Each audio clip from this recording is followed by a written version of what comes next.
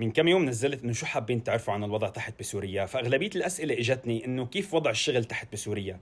يا جماعه، اذا انت نازل تستثمر او تفتح مشروع خاص فيك فانا بنصح بسرعه تنزل، لانه كل دقيقه عم تروح على حالك فرصه كتير كبيره. للامانه السوق تحت بسوريا محتاج جميع انواع المهن وجميع انواع المحلات وجميع انواع المشاريع وجميع انواع المصانع.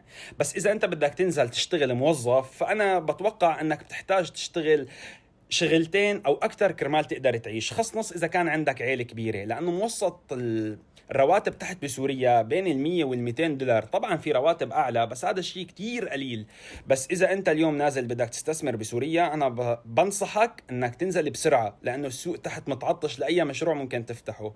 وان شاء الله يا رب الرواتب كلها بترتفع والناس بتقدر تعيش حياه كريمه، لانه طبعا مو كل الناس بتقدر تفتح مشاريع خاصه فيها. الموظف لازم ياخذ راتب يكفيه لاخر الشهر هو وعيلته. شكرا.